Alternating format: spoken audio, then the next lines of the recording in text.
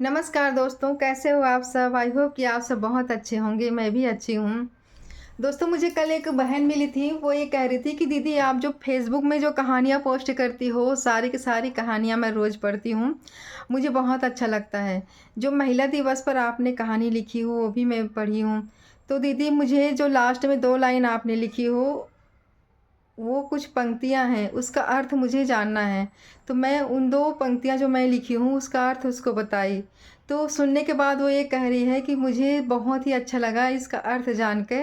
मैं आपको एक सुझाव दे रही हूँ दीदी कि प्लीज़ आप इस पर एक वीडियो बना के पोस्ट कर दो फ़ेसबुक एंड यूट्यूब पर।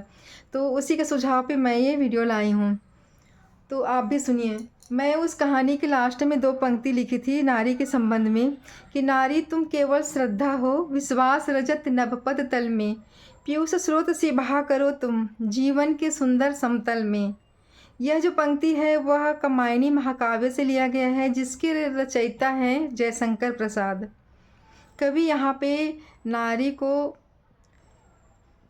कह रहे हैं कि हे नारी तुम केवल और केवल श्रद्धा के ही स्वरूप हो, तुम श्रद्धा के रूप हो। नारी तुम केवल श्रद्धा हो, विश्वास रजत नभपद तल में, पीयूष स्रोत सी बहा करो तुम, जीवन के सुंदर समतल में। हे नारी तुम श्रद्धा का स्वरूप हो और तुम पीयूष स्रोत अर्थात जीवन दायिनी शक्ति। पीयूष यानी अमृत होता है, अमृत में जीवन दायिनी शक्ति होती है। पीयूष स्रोत की तरह, जीवन दायिनी शक्ति की तरह निरंतर बहते रहो। कहाँ बहते रहो? जीवन के सुंदर समतल में। पुरुष का जो जीवन होता है वो कैसा होता है? दुर्गम उबड़ खाबड़ रास्तों से भरा होता है, कठिनाइयों से भरा होता है। तो हे नारी तुम पुरुष के जीवन को सुगम और समतल बनाते हुए निरंतर बहते रहो। पुरुष का जीवन कठिनाइयों से भरा होता है, उसको नारी ही सुगम बनाती है, जीने योग्य बनाती है।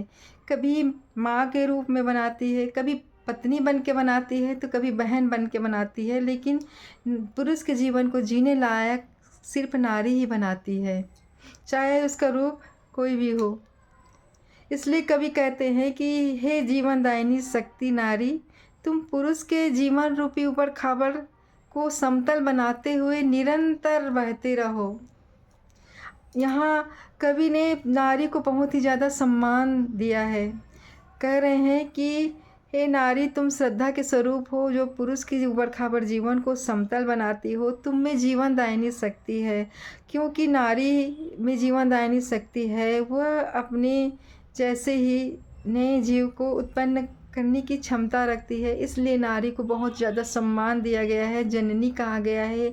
कभी इसलिए नारी को बहुत इस कामायनी महाकाव्य में बहुत ही ज़्यादा सम्मान दिया है। इसीलिए मैं अपनी कहानी के लास्ट में ये 2 लाइन डाली हूँ। इसका अर्थ यही है, अगर आपको अच्छा लगे तो प्लीज़ मेरी वीडियो को लाइक करें, सब्सक्राइब करें और अगर आप फेसबुक में देख रहे हो तो फॉलो करें।